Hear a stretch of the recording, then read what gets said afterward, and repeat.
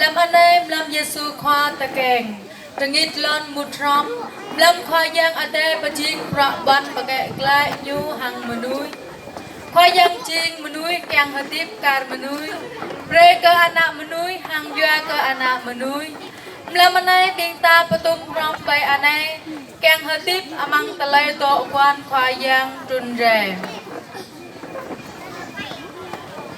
amang ra kol cả đêm hàng học mà ác hợp tung ra bình về chiếu amang làm mót mò giang giang và mự pre ta lem ác lạ anak khoa giang ta kèn rè rồi có khoa giang ở đây phụ pre cơ khul bình ta amang làm krong ane thô mương ta lâm pran khắp khoa giang ở đây lạc tổ hàng amana rè hàng mà núi ta amang ta lay rồi nút rồi nè rồi có cơ bi bang bình ta thọ prap met pran cha hur har kyang chaka pran cha khoa giang rè lên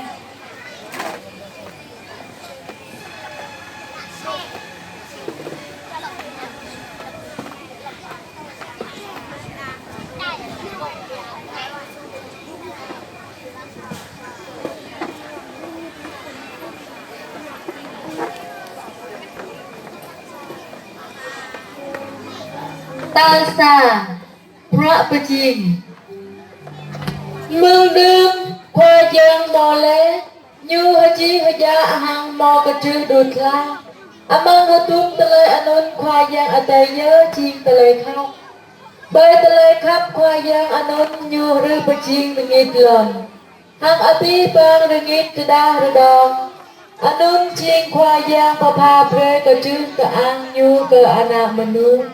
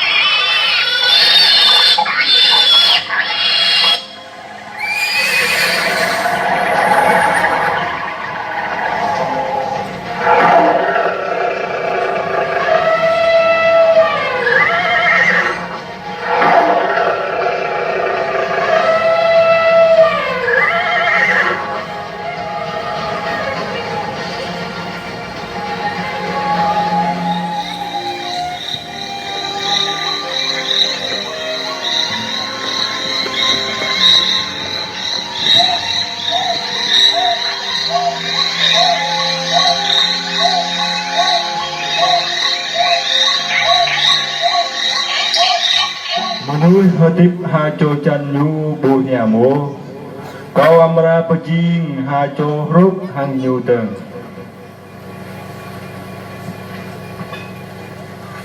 Ô anh này telang mừng telang kau Tui chan kau Nhu amra pa anan dah penai Doa tờ soa mừng telang su rutoi ane jing sang ano mừng plum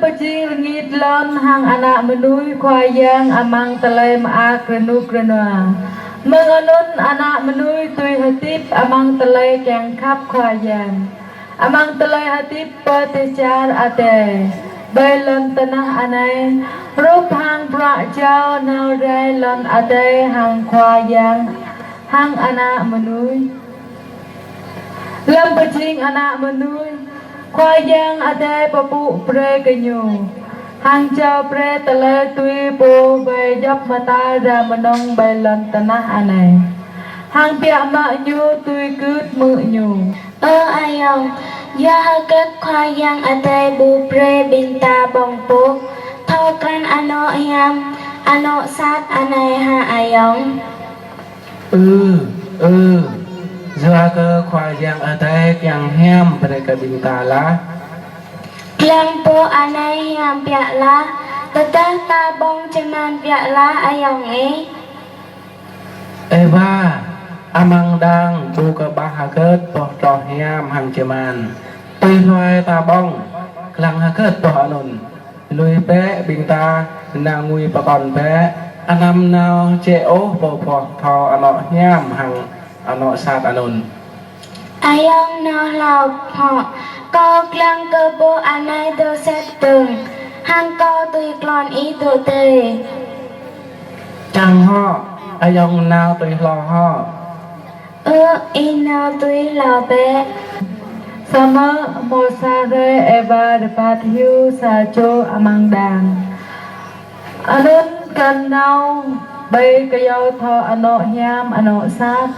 Totono nyu mư arang yo nyu amang talay maa kaku hang chak nyu.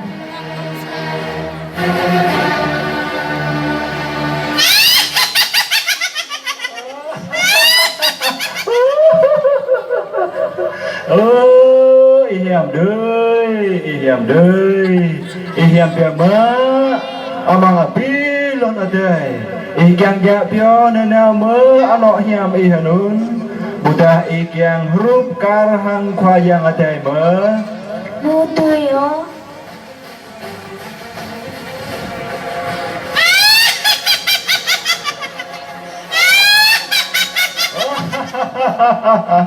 có thầu dơ doa gơ khoayang adai bu breka i bong kale Eva Eva un tia la khoayang adai bu bre i bong po komane doa ke nyu hui ke i rgai tui hang nyu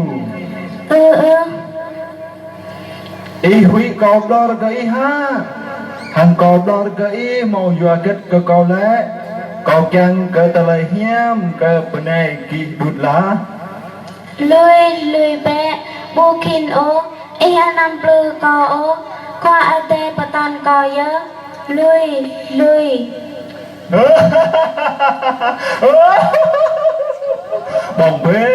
bong be anai cuma dia lah mi sam bong be non là ý bu anai klang hiam biak la co bong klang sa bu ngoài ô ta ý ô chaman biak la sam mi dơ ala lại ô bẹ sa bu teng breaker ayong adam bong Sui bia kenyu penyap nere. Talay rekai thau plu ala. Le anun eva mun phơi ke pram nyu hang yel tengan pe po anun. Eva inga agat anun. Zua agat pe poh anun.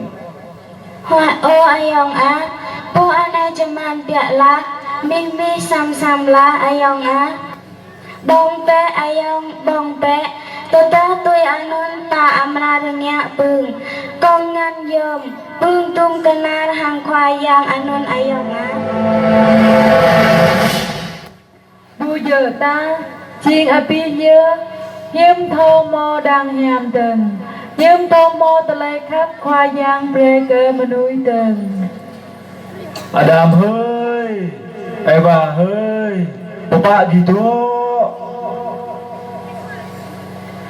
Le anun khoa giang ate pekyao doa tua kenyu mengdang anun amang talay haning rengot uwan.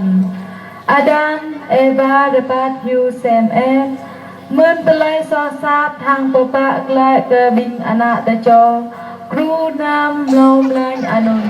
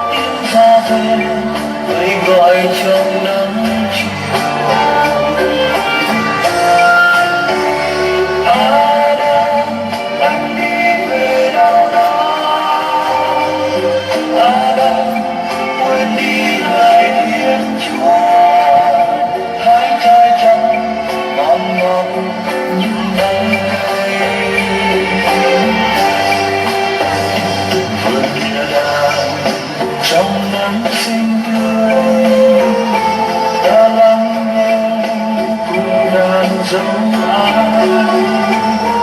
từng ngày đang bỗng thấy phôi phai như áng mây trôi ra chiều nay.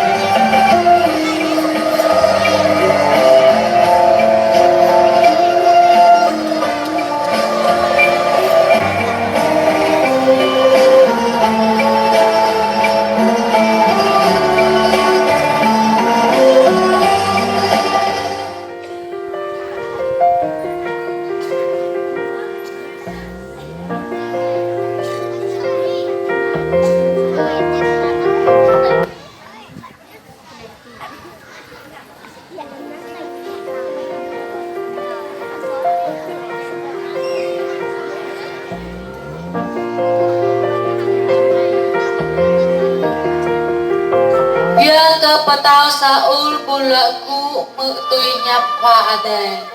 Tui anun kwa ade lui ra nyu. Sama po ba nyap ade Samuel ye. Po big ya cho pre ke Saul. Tui anun nyu blok atol kla ke ai petau anun ye. Po mung plung pa plai ke telai haning pengon amang pranjua. Hang lam anun metam. Hoa bà nhà prom Samuel amang mung to pin. Samuel ô anak to chok ya ngập nin bungot ke Saul trong po bên dom lâm manun kau lui rai nhiều nhất kau u pre nyu ngak patau kit kai bai cha Israel ta no itu tak ya jo amang teke lo hang nao be kau chào nào y chẳng có bước y sai sang nó CG mừng bê Bethlehem doa kau doa le sa cho anak như ngak patau Samuel matu hang komen amang lam. Hoa yang adai pro panyap hang ko anun ha.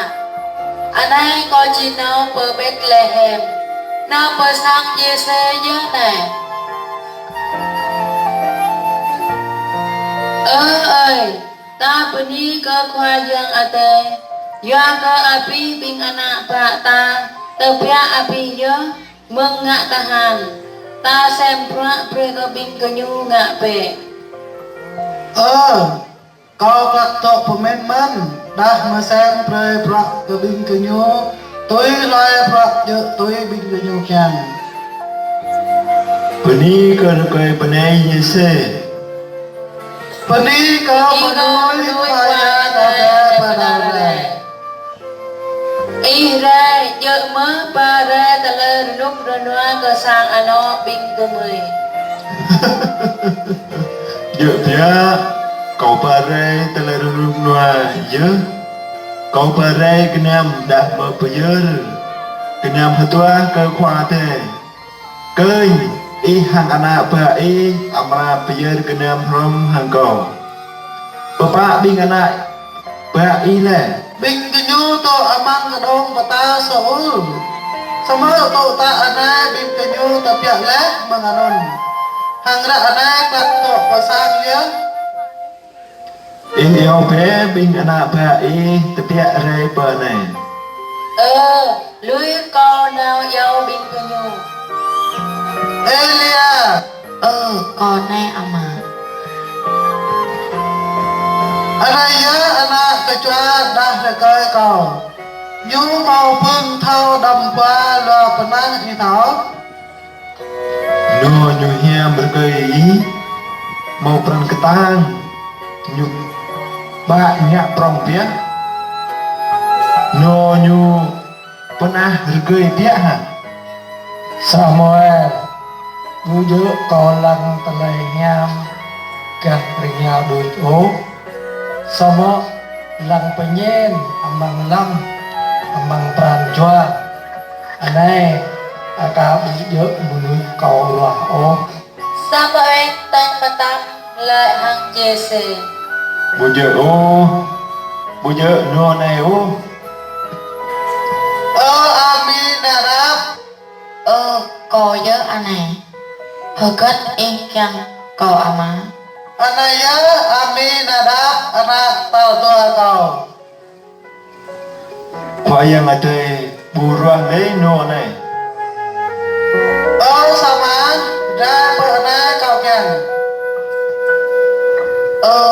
ko nhớ anh này tom no này từng khoa te at buruan nhu le Zoen Nehemia Seria Nigeria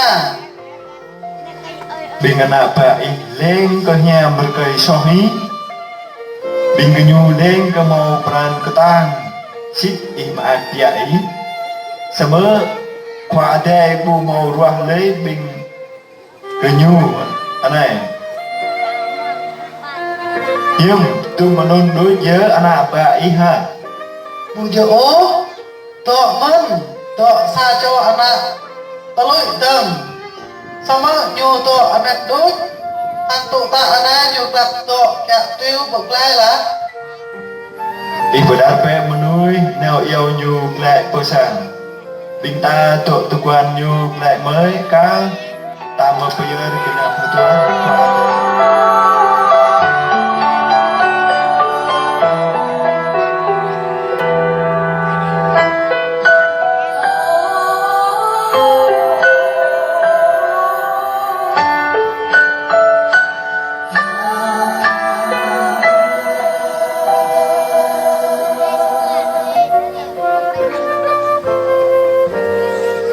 Anai David lại Kau beni koi ama Beni koi miệt Anak kau nyu tak ya Anen Nyu ya David Anak teluk kau ya anen qua no net ne ha Dựa mơ lâm pran chua in ruang lên nyu Samuel Pite ya cho mayang guyu Yuk po kau lah lenyu anun David Anak po banyak ada Samuel Bedi kau menui kwayang ada pedarnya Po banyak ada Samuel này hả Kau beni koi Pap menyai ho Bu mau kena makat payar ke ino Legiao ke sablah Aban sung kau Đầm Tụi bé bởi này bé In mơ hàng thảo le câu ha Kau mơ hình in nhớ Bu bích ya cho mayang ke saun Sang patao khắp hơi eo lăng Bu bo mata ý Có thao gran ý Mừng plai pla ở tái Rê bờ này Tuy mau cả trước mừng cho ở tê bà đà rê Càng cơ ngạ nà hẹp Sama menui kẹo về triều buôn nhà bố ha Xít ngạ mà nuôi Kéo về riêu ắt nhằm mình Anai ching po ba hẹp ở tê Rê bướp ở mấy ama có hằng ở tê ở yong có Cậu này bố khoa yang ate pedar re Khoa ate ye bố pun khoa ate bintan Nhu mau pedar re kau yang ke big châu ke i no Dah mơ ngạ bre i Chim petau kikai bay lang kul anak Israel Hang i amara pedi pecing sa jar kobar trong printer Cầu đạo cứ xít Cầu cấp Mơ hẹp khoa yêu cầu Xít tư ta đỡ tôi pran khoa kèng Cầu mươn Mơ ác renuk renua Amang pran cho cầu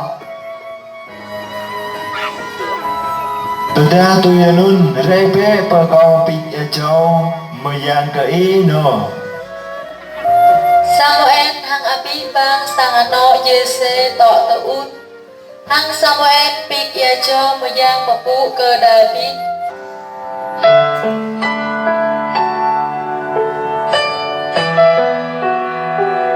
among talay lụa gu tu nhap khoa thề po khoa thề muyang bút la nhu yơ po ư an cơ nung đoái ai dạ bình ta Abraham Isaac hàng Jacob câu pi ya cho muyang hàng papu i ngạ patao bay lần ya Israel Patao David, Patao David, Patao David. khoa yang ada pi leh ya cho muyang ke i no i ngạ patao ke anak khoa yang i premer hiap khoa le i amra ya kecap ke tum talai patan pian pata khoa hàng lần ya i ba ke peran ketang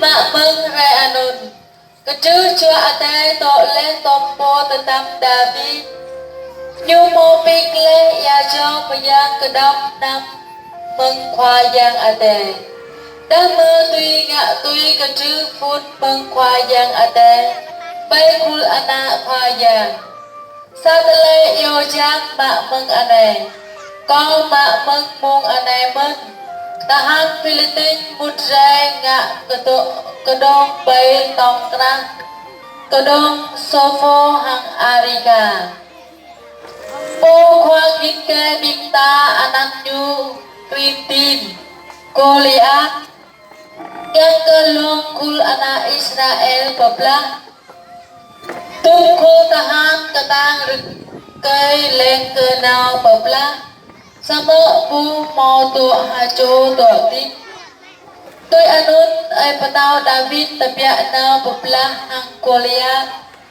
hang telai hagen amra tu ten Goliath pia na karengyao clau bachui hang pak tete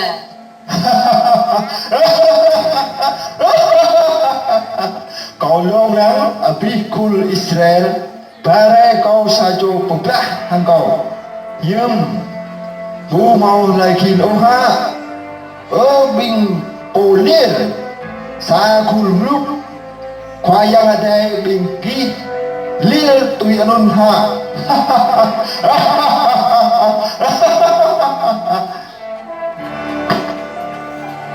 cơ khoa giờ in nhớ po co an in po pakrai co anun co bu hui hực ốp mau rơ tu rơ po co khul tahan to tum dar kah noa co ang rơ ba khul tahan to kah eo co at bu pengot le khoa giờ tôi tao pran cho cam tôi anun rơ co prepe kau mau perang kata mublah hang po grilin po ber po betong kla hang ikwa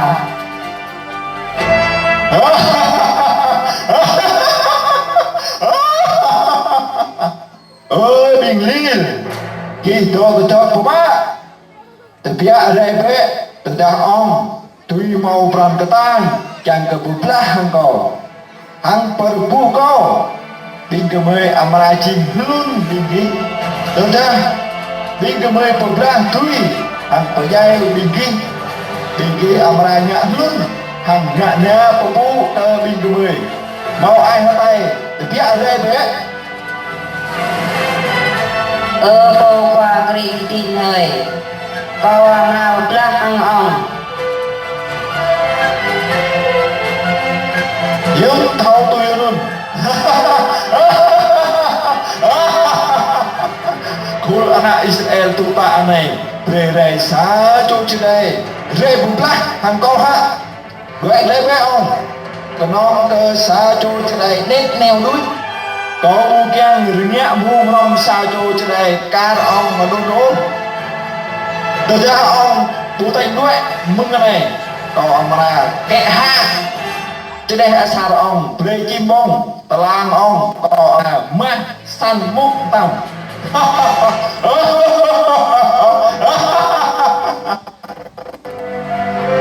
Rồi hiếm lệ Chứ là bộ mà ta ông nhớ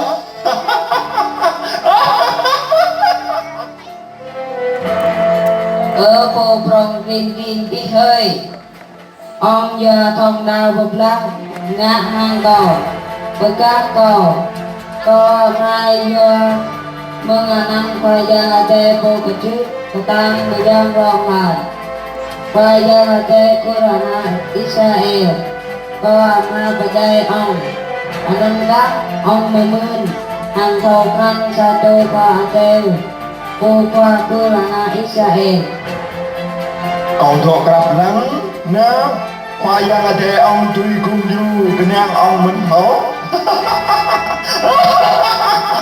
ông kem cũng đang ngã hàng co ha ông ăn bro long mor tui chai ông anh ha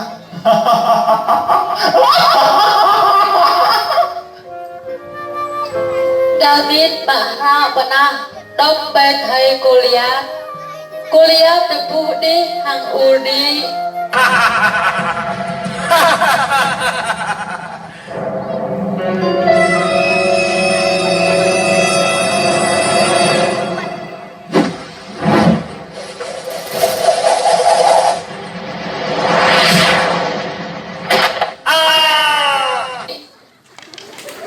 khoa yang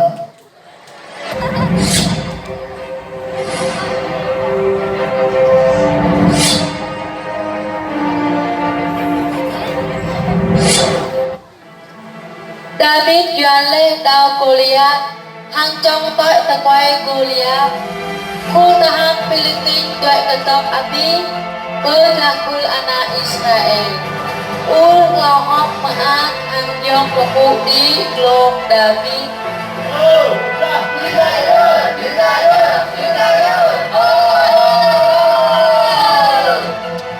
Penipe ke wajang ate amang jam lek ya hang ướp ang pe ke anak kwa ade ya meng keju ketang yu jam bing ayat yu leng ke to ut ke kung khoai ke anak kwa ya khoa yang ate kau benih ri hở kỹ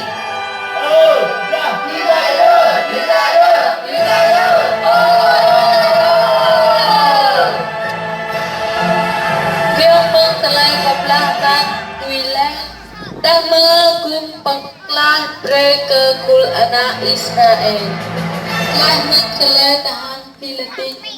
Bang tundal mengsaco cedai kẹo chiu o David. Tuy ching saco tetap pran ketang. Bablah tuy leh kenyu. Leh ke petau Saul jai. David pepu ching petau. Sip dua mừng ai khoai giang. Bắt râm hang tele ngetet pral. Rege kenau. Hang thau betun trên chân ngạc đẹp tình. Dua nun khoai giang ade mò ban chang ke pepu pre David. Ching petau kit gai len ia bak ke pran ketang. Hang dua mừng kenuk dua petau David.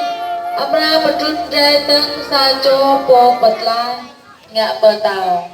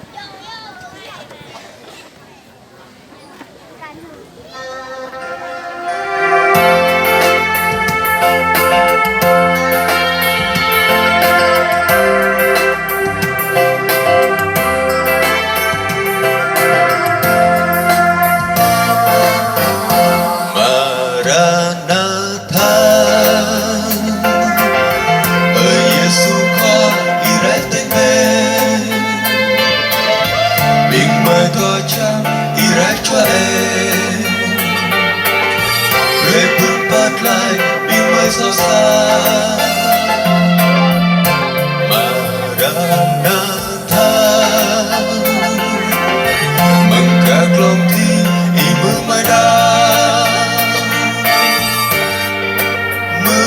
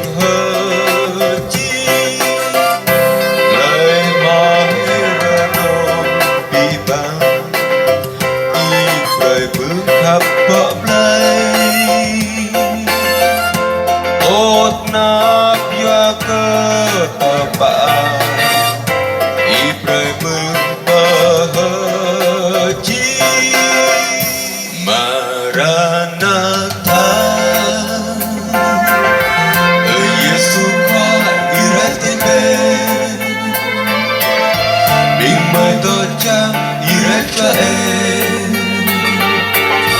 Rebut patlay di mai so sa Maranatha Mengkaglonti imeng mai da Mừng mai kau i Người làm tanah thao berkabrah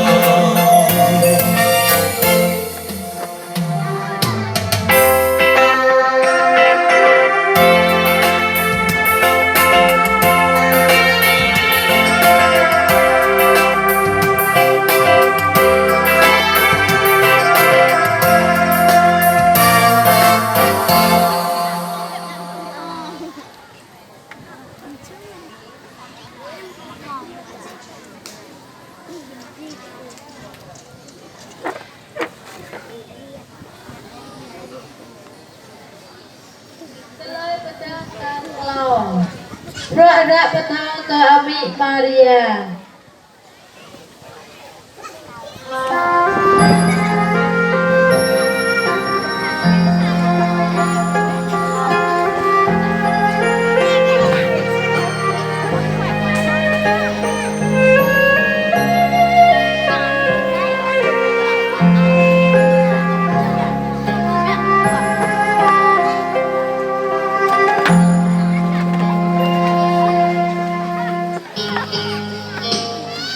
Among sang Maria Klapto tok ke ujole le anun yang yam le betabre ke Ami Maria.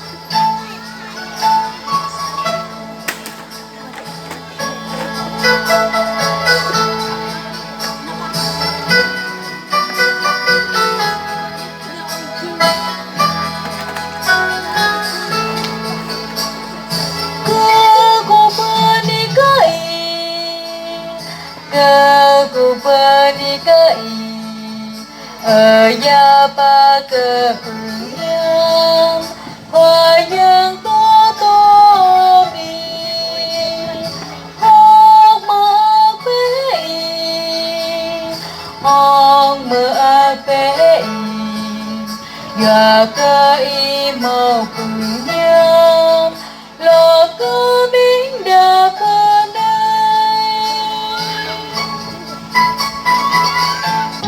Yang yam prau nyap hang Maria. Maria to hal kethal hang pemin amang lam. Ka talai beni anun mau talai jom hakat. Yang yam lai Maria. Maria,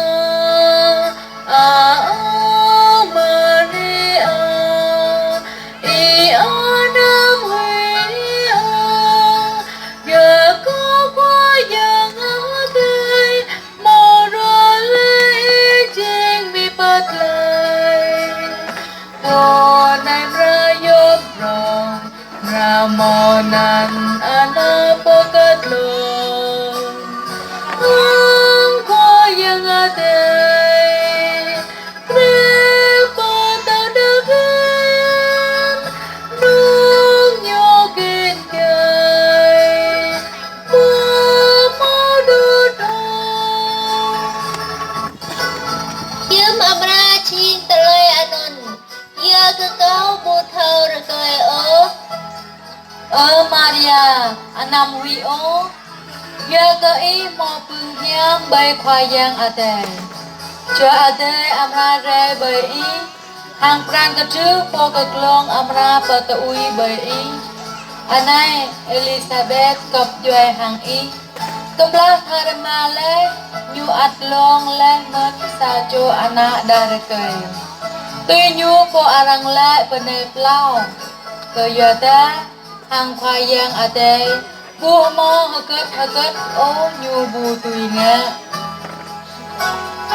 Mai kau bo ngana khoya Chi bel tu tu tôi ya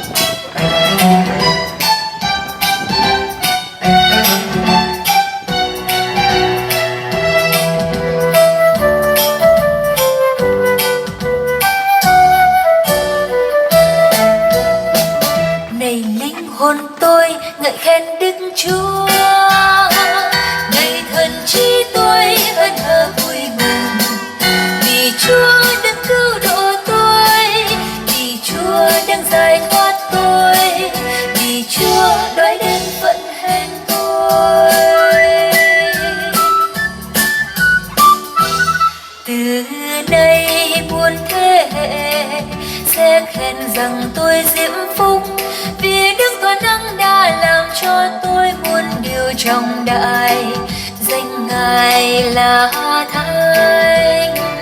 Này linh hồn tôi ngợi khen đức Chúa, này thần trí tôi hân hở vui mừng, vì Chúa đang cứu độ tôi, vì Chúa đang giải thoát tôi, vì Chúa đợi đến vận hẹn tôi. Tình Chúa luôn xót thương người tôn kính Chúa. Ngài đã dẹp tan những kẻ kiêu căng thế lực bạo tàn, tay Ngài quyền năng.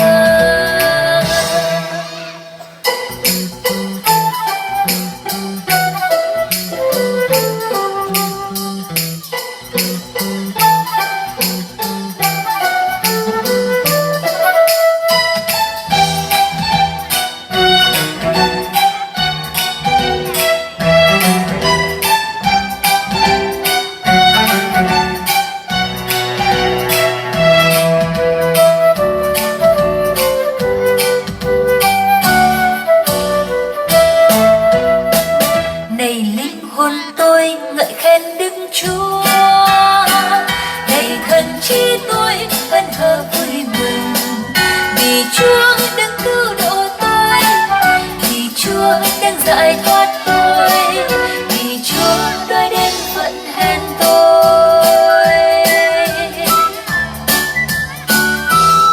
Ngài thương ai bé mọn, hạ bệ người đang uy thế.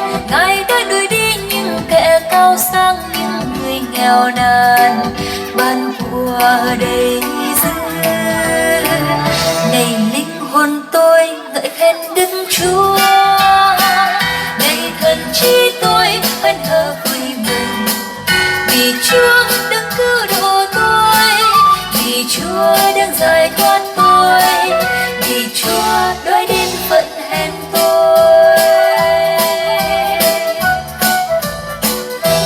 Lời xưa xin nhớ lại, xin Ngài dù lòng thương xót, Ngài hãy rộng tay đua chỉ dân riêng đang phụng thờ Ngài, ban đầy hồng ơn.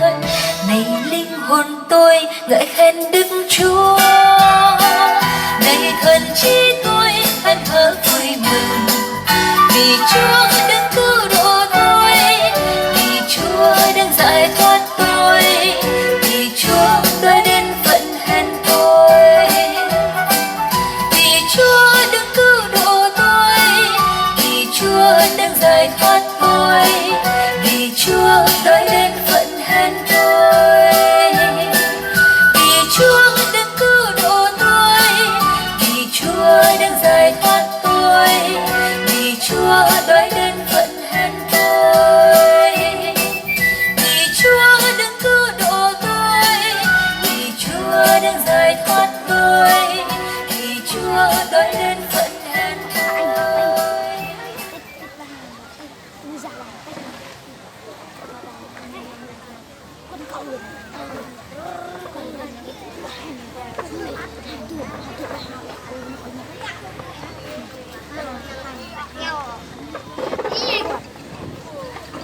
Đây là các tân cloud trần cloud. Ra ra bát thong cơ Joseph. Keng ra bát thong ra khoai giang ate bạc lai. Tọ tui pa đi pa ching nhu po ra le Joseph.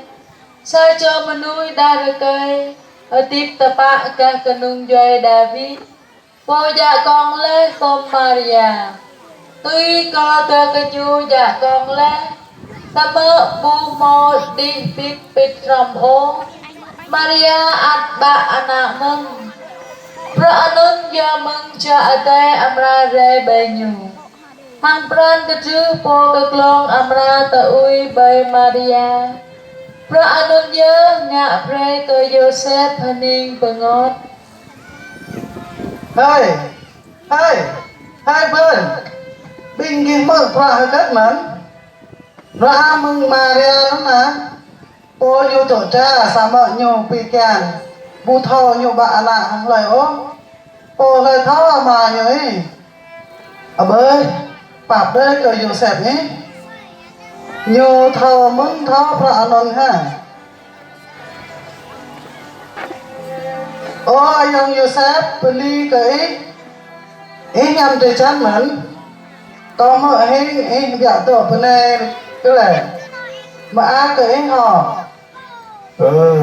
còn bây giờ cái vừa cái thầu tại nhà là cái con ho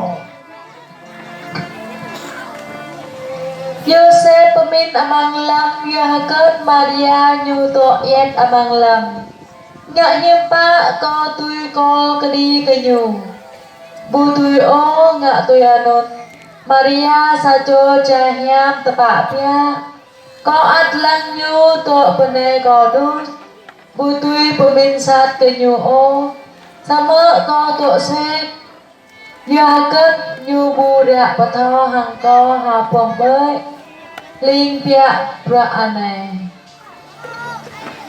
khoa giang khoa thề cầu bố chữ câu chi cơ năng hàng câu chi hợp bài rồi câu y bắp cùng bố to pre cơ cầu đà chẳng cơ ngạ hiểm bát cơ tờ lây bơ min cầu chẳng cơ thầu dỡ tùy pran y kian câu bích mơ ta ngạ hàng bu thầu bút câu cơ đo hi tự nghe chẳng cơ ở hoại mơ bù ta chẳng cơ bom cơ đi cơ Maria khoa thề hơi rạ này câu chỉ bật lo so hàng đuổi bờ tập ở tay bờ ni bờ còn La anun yang yam la pathaw pret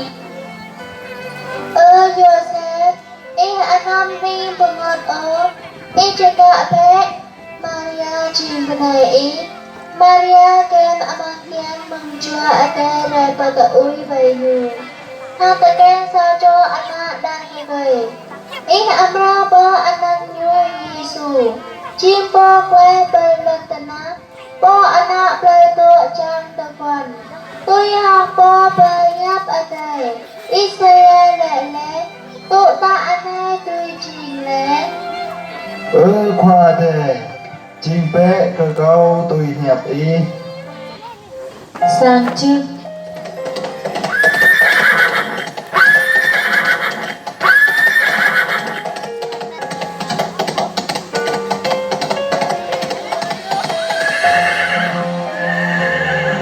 anak pelpa anak pelpa anak pelpa labon kamu pe này nak betul Augusto betul tu này api bang menui lai tekan pa ami papa la ko ami anon yang kecil poprat hak ko sang anak pelpa anak pelpa anak pelpa anak pelpa labon bingki mở pe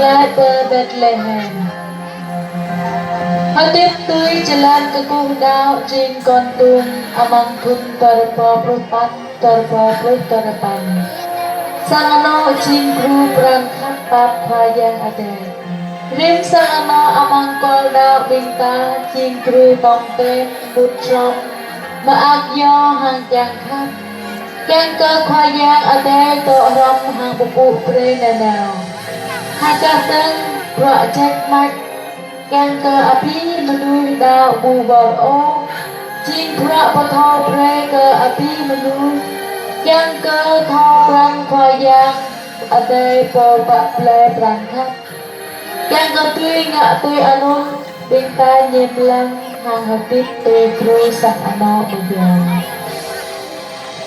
Yuse hang Maria da po Bethlehem Betul juga kekle Maria iklen hả binta nào học lah jalan le binta ep ani betul dia be Binta game tu po Bethlehem ya yong common le hiu sama kia na pe wi tu kamu menyum ya dia be Leh ta nào tôi đến kiam tu nhớ. Yusuf Maria dapat naukan Naura ra Ayang Yuse, kau pemimpin berkelai bintang tok jang remang amra raya. Hang lam yure, như amra berkelai menung kenam mengtelai kenap kenong hang sosat yong Maria, làm đi. Pengat pacaran kemla pe anak Binta. Binta tu pe Bethlehem je lah. Ayang, Bethlehem yang tiak lah. Sama kau leher, bintang di berbeda.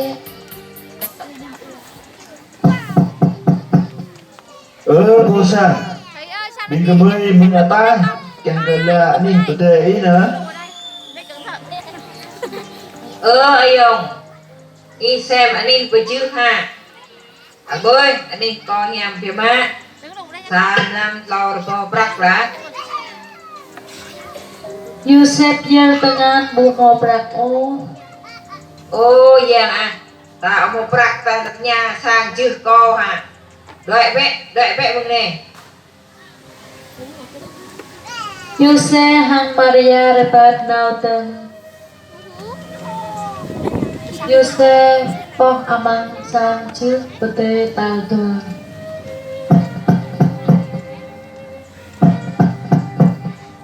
Kau rồi kau bab kunjuru kau dah. Bin kemai nào harai leh. Penai kau kiam jiruh tian ye. Rồi kau bab pre ke bin kemai. Thả ni bete rekau melam anai na. Tenap deh. Bing mới bố mò anh đi pre cái bình yêu. Maria. Binta nào pototron tipe. Betul tang lam anai. Dong mai bu mo ni pre ke binta ta. Ayang,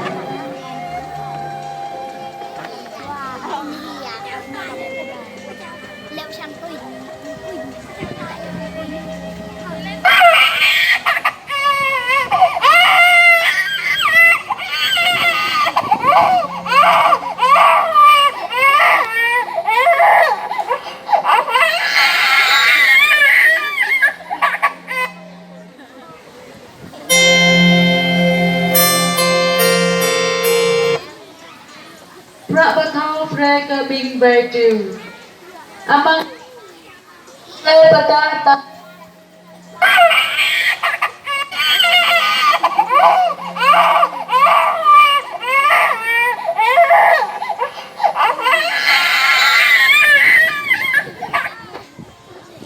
Prabhatau preka bing virtue. Amang lam anun molu po virtue to virtue kayu. Tô tano mô sa chô yang hiam tô tông chệ bê nhu hàng cà trư cà an khoa parapang chung tar yang hiam paya prom hàng bing bay trừ.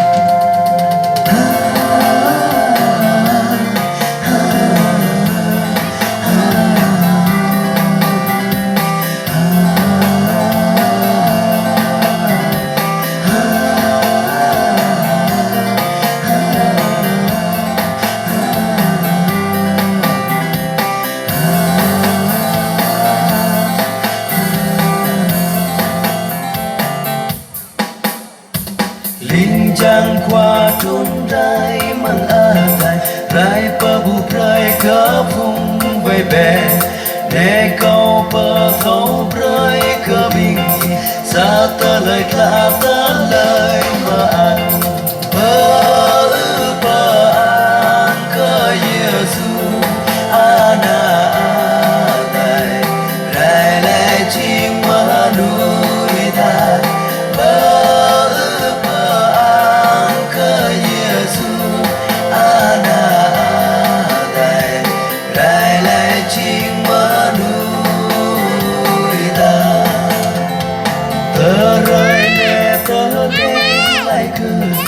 sa cho bộ khoa bố bớt lại kỳ như ray thọ mắng cơ đông David như po kít cai po Cristo khoa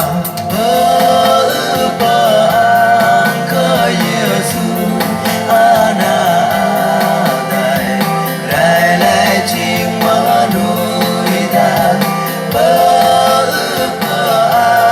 ka Yesu ana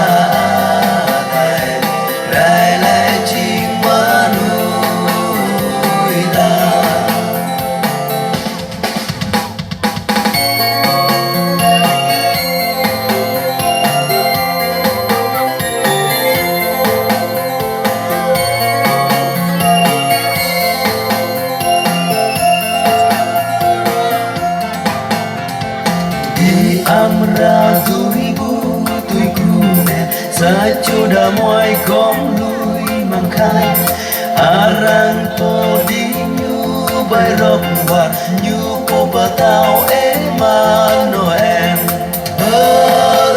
pa ka Yesu ana rai rai lai ching ma nuôi ta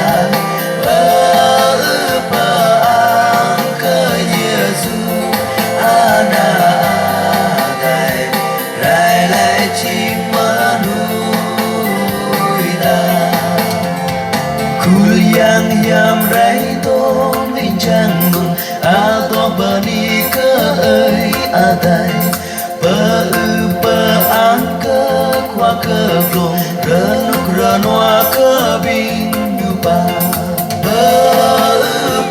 an cơ Yesu ana dai rai lai ching ma nuôi ta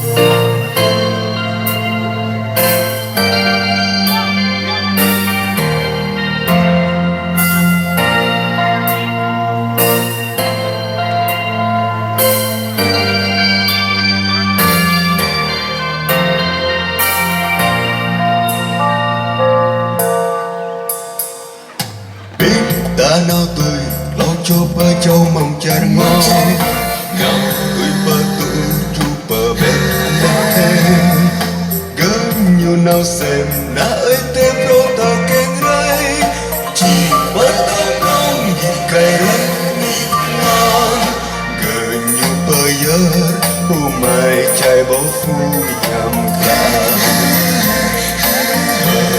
bơ na bơ giờ bơ ta cơ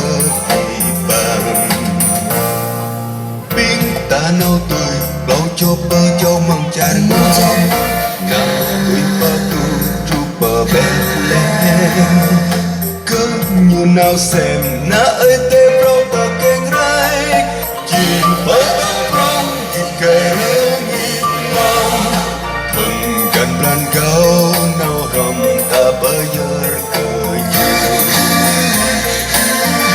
lời mơ ác plan khắp ta bơ giờ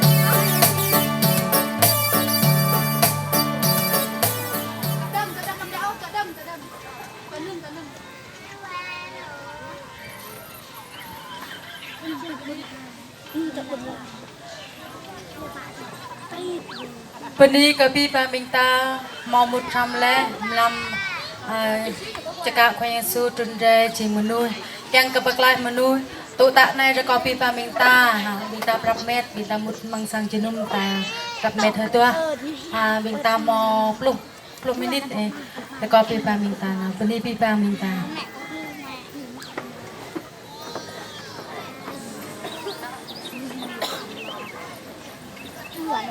แล้วก็บิงกันยับดักก้อยตาทุกพิกเรบิงดักนามอยบิงตาทับไปจะได้นะเล่าฮะมาถึงย่อมจุดุมเลยมาเบิกเบงฮะนำมวยเล่าบิงท่า